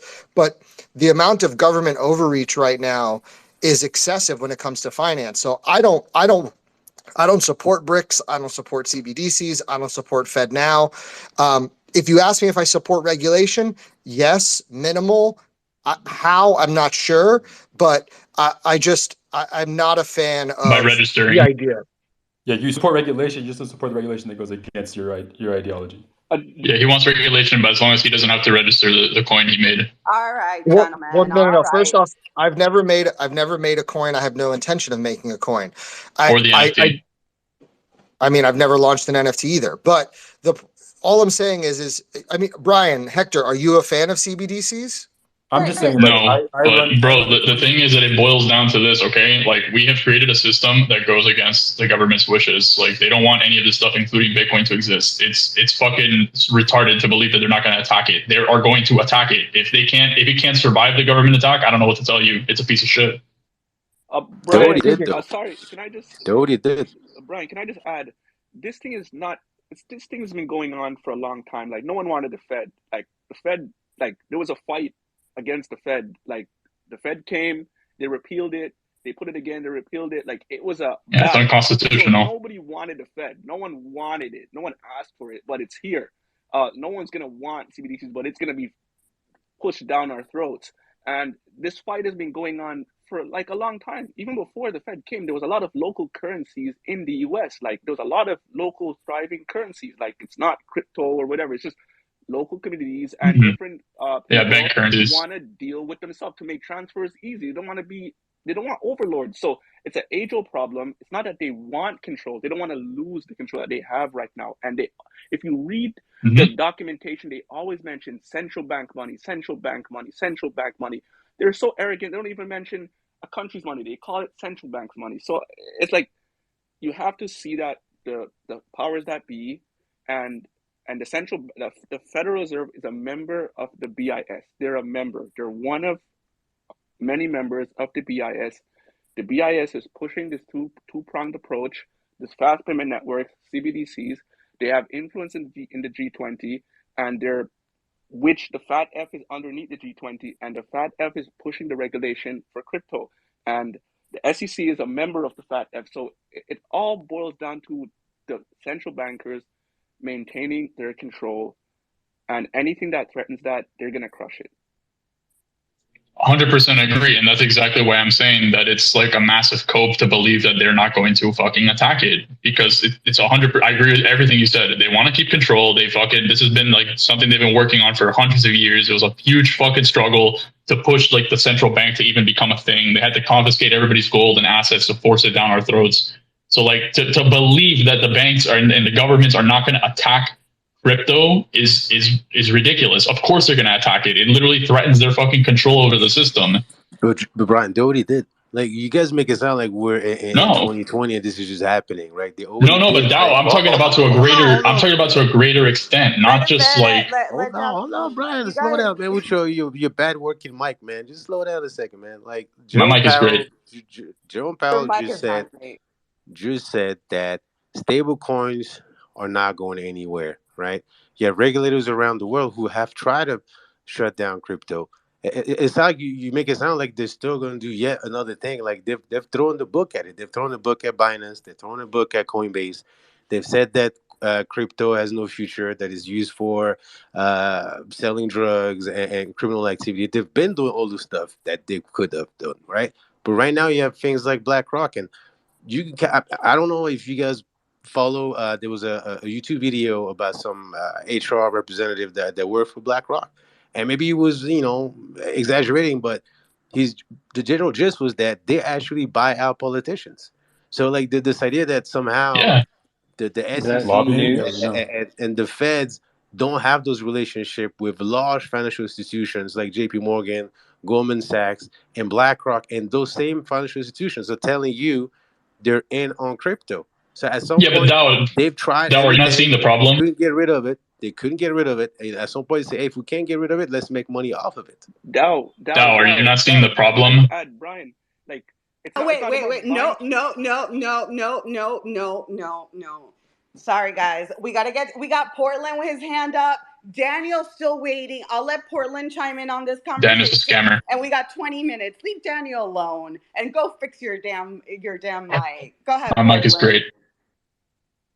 My thought on that Bitcoin has already been, or crypto in general has already been attacked to the maximum degree is that is very far from the truth. I think there are much greater attacks in the future, primarily involving social consensus. These economic actors can be incentivized as node operators and economic actors to sway the direction of a network in the event of a fork. BlackRock's filing. They literally say that in the event of a fork, they can decide what the one is. They all say that though. Even Grayscale said that in their as a sponsor, they have the decision power. Yeah, but it likely means that in the future they're going to try to exert some sort of like control over it, because ultimately that's what it boils down to. It's all about fucking control. Like it remains to be seen what's going to happen specifically, but I think it's pretty inevitable that they're going to try something at some point. Looks like something came out that the SEC just approved the first leverage Bitcoin futures ETF. I don't know whose it is. I'm trying to look it up. And that can't be coincidental. Oh, that yeah. can't be coincidental. All these guys piling in to the ETFs, that can't be coincidental. Going after Binance, going after Coinbase, that can't be coincidental. It just looks too organized, too coordinated for this to be all coincidental. Or it can't be coincidental because none of them are also Ethereum ETFs, right? All right, Well, here we go with the ETH hate. That's for me to do. But Daniel, since we're speaking about Ethereum, welcome up. How's it going? What are your thoughts? It's been a great morning. If I get to just forget about your first hour of crypto and coffee, after that it just went really, really well.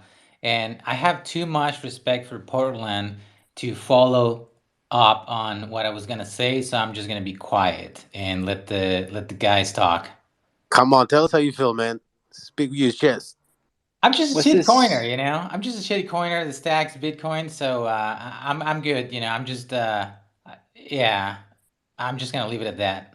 How's that Pepe? I didn't have anything else to say. I just was saying that social consensus is my only fear of, like, that's the last stand, is what happens when economic actors attempt to sway the network in a fork event and users don't self-custody their Bitcoin. That, like, if you're self-custody, a fork doesn't matter to you because you get to choose and you get both sides. When a custodian gets to say, hey, we sell whatever we determine not to be Bitcoin, and you get to keep what's left over, that becomes a big problem.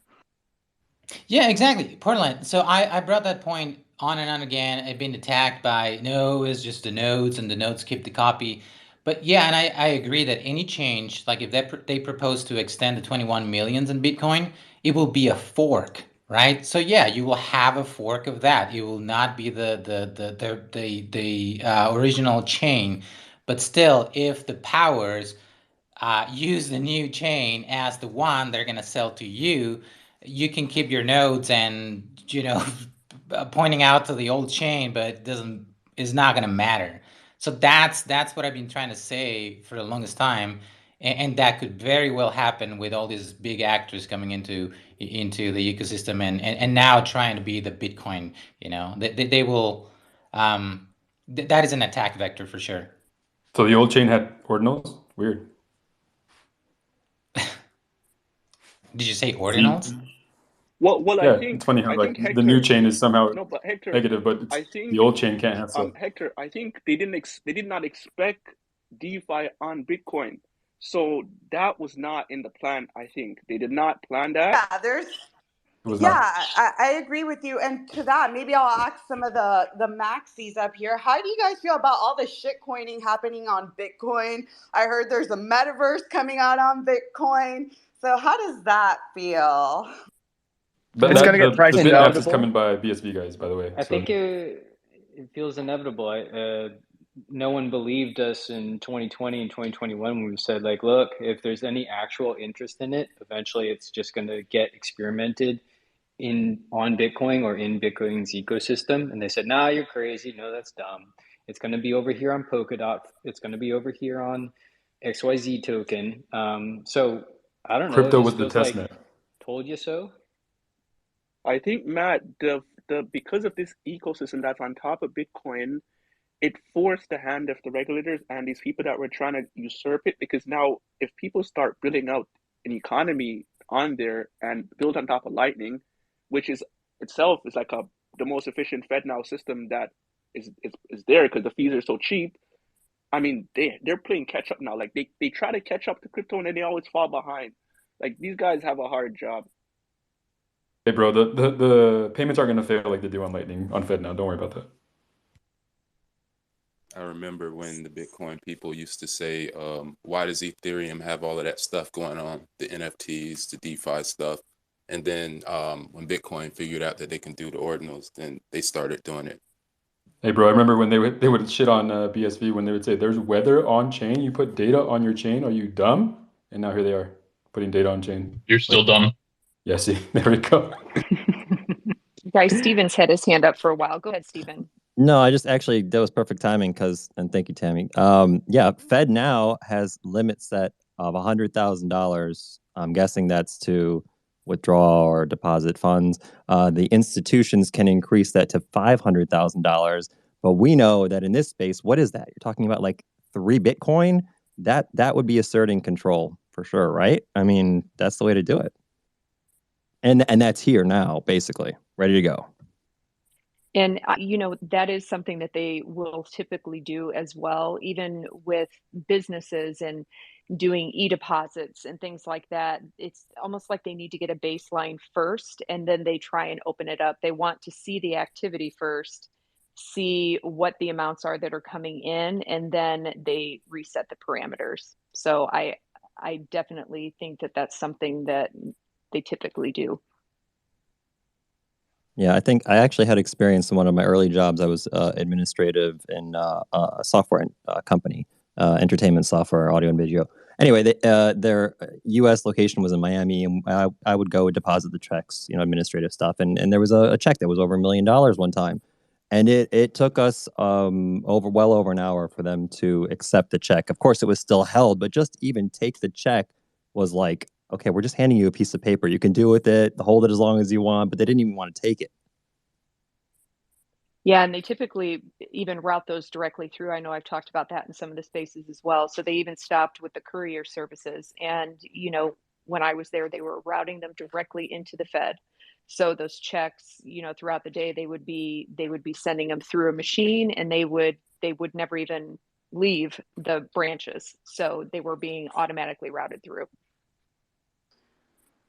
Cool. Learning lots of new things here every day. But yeah, before we wrap it up, I do have to go at the top of the hour. Just really quick about the ETH gate and what else did I miss? Yeah, for the ETH gate. So you guys remember in the testimony that weird exchange Promethean, whatever it was, with that sketchy looking guy with the ponytail? That apparently, this is the only one of the only exchanges SEC is behind.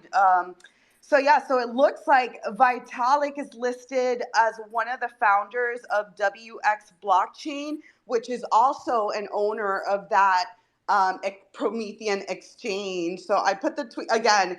The XRP community is running wild with this conspiracy, so I don't know how factual it is.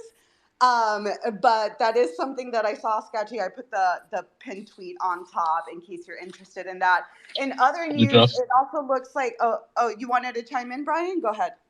No, just real quick. I told you, Vitalik is a JP Morgan asset. All right. Listen, you can't be in crypto without a conspiracy. That is your conspiracy. It's a fact. I'll let the ETH maxis debate that. Yeah, JP Morgan, Project Ubin, look into. I think it's all bullish. I think it's Jess is all bullish. If that's true, I hope 100% that's true. And Ethereum takes over the world and financial. Well, JP Morgan developed the Quorum blockchain, which is an Ethereum enterprise version.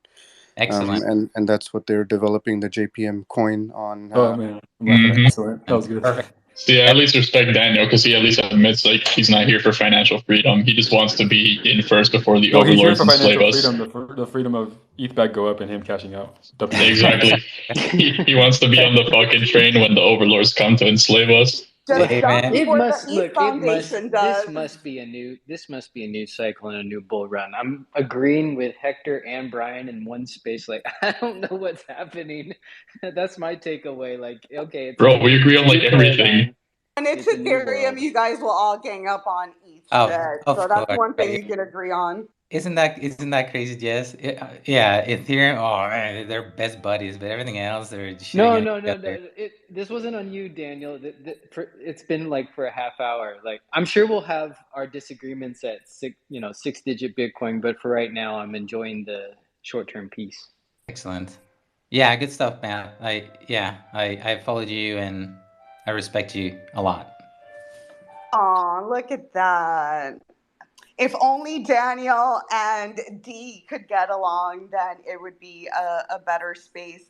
But yeah, the other thing I just wanted to mention in other news, Binance is running some Bitcoin Lightning networks and planning on integrating the Lightning network for withdrawals. And then, Dow, really quick, did you hear about what happened with Polygon? What is it that they're proposing now to change, like they're moving from a side chain to an SL2? Is that what they're doing? I don't know. There's news that happened this week, right? But they have had a long plan to actually move from being a side chain to a set of ZK rollups, right? So right now, the validators that they have secured their own chain right on Polygon. They can use the same address as on Ethereum to move to Polygon, but the security is based on their own validators. Now they spend an insane amount of money, hundreds of millions of dollars. They've purchased ZK projects. Hector, you can laugh, man. Maybe one day you guys will have some layer twos on BSV and you'll join us, man. You'll You be don't need it, my happy, you'll guy. not be sad. But the point is that they have 5 different ZK projects, and obviously their founders have been saying from the get go that they will phase out their sidechain and only be a set of layer twos. The Right now they founders. haven't done that. Very So maybe interesting. The founders making decisions and making acquisitions with money from who? Wow, amazing. Okay, Decentralized. so before you get The triggered, founders let in me just control of the finish what they commodity. said. Before you guys get triggered, let me just finish what they said, right? So there's been a plan for years, probably like the last year and a half, or maybe the last 2 years, right? Now the issue, the pushback, and it might be that there's some news that happened this week to confirm that, is that they've been saying that, but they still, for the most part, rely on their side chain. And when we hear about the news announcement that Starbucks is working with Polygon or Big Bear is working with Polygon, they're not working with them on the ZKs. They're working with the side chain. So maybe something happened this week that confirmed that they're actually phasing out their side chain. Hopefully that's what happened. Hey, Dot, where's the lumber roadmap? Yeah, it looks like they're putting out a proposal to make that transition from POS to Polygon ZK EVM. So we'll see what happens with that. And what else was it? I forgot. There was one other thing. Oh, yeah, the last thing I wanted to mention, because I was on vacation last week, about the whole Zach and Machi drama. Apparently, I don't know, I've read like 20 apes are down bad. Will they come back? I don't know. Shit is in the gutter, but yeah. Yeah, what did you guys think about the whole Zach and Machi drama? And do you think Bored Ape Yacht Club will make a comeback, or is this the end of the end? What happened with what's up with the Bored Apes? I haven't heard that. What's Oh, up? they're just down. It's Oh. down. It's 36 and a I've half been out of ETH. it for a little. yeah, they're just going down in price. I think it's what 36 ETH. Yeah, You said? 36. Yeah. I think even like Eminem might have sold his, or was that drama too? Oh, that was that was a copy. Was it a They rumor? that tweet actually got community noted. So shout out to whoever in the NFT space wrote a community note about a fake screenshot. And about the Machi Zach XBT drama. I like to see people rallying behind him. And, Zach, just because he does put out things to try and protect the community, I feel. And listening in on some of the spaces that Machi's been in, I really don't know much about him, but I know I've heard him say a few times that, well, I tried to settle this and, it was like the very last day that he could have brought a suit against Zach. And to me, I don't know, it just seems a little suspect to me, but Zach has raised himself some money for his defense. And he also, which I'm sure you saw, has the same attorney from the Johnny Depp case. So I don't know if it's the same attorney, but it's the same law firm. So we shall see what happens. I thought it was hilarious when the Binance news came out that Machi says I stand with CZ and I send all my apes to Binance, and then Yes. CZ turns around and gives $50,000 to Zach. Yeah, that was hilarious. That was good. But for what it's worth, I have heard of Machi, like in some projects being able to like refund people their money and stuff. Look at that. Never would have imagined that. But yeah, a lot of things going on. I'm starving, so I am going to start wrapping it up. But yeah, thanks everybody for coming. I'll throw it over to Dow and Tammy to see any last words, what you got coming up. Market's doing good. 2 weeks ago, everybody thought it was over. We are fucking back. Let's go. Let the TUSD is back. TUSD is back. TUSD is back. That's what's back. It's kind of funny that $1 billion gets pumped a week and a half ago. Markets go up. You look at the Bitcoin market. The majority volume is coming from from BTC TUSD on the Binance exchange, where the volume today is $2.7 billion of the BTC TUSD pair. There's only 3.5 billion TUSD in existence. So 77% of the entire supply has run through Binance today.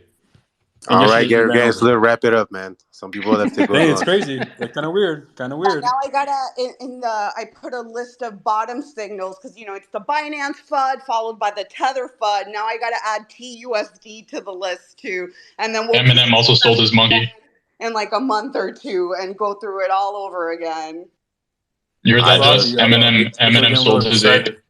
If you want to feel bearish, just listen to Hector and Brian. Everything is going down. You're going to be slaves. If you want to feel bullish, just listen to the builders and don't worry about the market. Just worry about the technology that's being built. You're a huckster. And on that note about builders, on Farmers Market next Wednesday, we'll be talking about decentralization and liquid staking derivatives. So interesting conversation. If you want to show up, it's going to be Wednesday, 12 p.m. EST. But this was a great conversation. We talked about Layer 2 for Bitcoin from Syscoin, a project that's been around since 2014. So OG. Yeah, interesting take. Love to hear that, on Bitcoin, there's some stuff happening. You got ordinals, you got layer twos, who knows, Metaverse, all that type of stuff. So, hey, kudos to you guys. Maybe on BSV one day it'll happen. But on that note, great talk as always. Hey, Jess, can I ask you a question? So now that Binance is integrating Lightning, do you like Lightning now? No. Okay, I was just wondering. But she likes the OPBNB though. I think I've used Lightning from like with Tau and things like that. But aside from that, I've just used the Bitcoin network. Like, I don't know. Would you be willing to change your stance on CZ if it comes out that he was engaged in the same fraud as SBF? And what is my stance right now? Because apparently somebody thinks I'm in love with him or something like that. I'm about to get you're in love with him. I'm in a relationship, so. With CZ. And your bags. You guys are silly. Tammy, let me throw it over to you. Well, I'm going to stick up for you because seriously, with CZ, you just have an admiration for him. It doesn't mean you love him. So anyway, guys, get off my girl. He's a criminal. Do you admire SBF? All right, we're wrapping up. Yeah, SBF, that's my ex, bro. It was a great chat today. You learned from someone. Oh. Stop interrupting Tammy. Let's fucking wrap up. Dude, my ears. It's nice to have you back, but seriously, we need a GoFundMe for Brian for some better speakers. I'm going to start Brian token. Yeah, we need that. Yeah, dude, we can't use GoFundMe. That doesn't work. We need a token because that's how it All works. right, that's let her right. finish, Yeah. I'll get in goddamn. on that Oh my pre-mine. god. Yeah, only if he gets an ETH wallet will I donate it. Like it has to be, and we have to donate it to him in like some shit coin, like Good Gensler or something like that. Yeah, because Yeah, that after the moves fees, I'll end up faster. getting like 50 cents. Your donations would come in quicker, Brian. Just saying. But anyway, there is a poll that I did post for the music. So if you guys do want the coffee house music going forward, let us know. I think that it's pro coffee house music, Jess, and maybe it'll keep everyone a little bit calmer. That would be nice. I mean, it was pretty calm today for the most No, part. it was not calm Okay, at all. maybe. But see, the music had stopped. That's why, Jess. Think about it. There might be something to it. So, but anyway, you guys have a wonderful week, rest of your week and weekend, and we will be back on next Friday. Yeah, sounds good. Yeah, thanks everybody for coming. Thank you to all the speakers and the listeners. Always great to hear different points of view.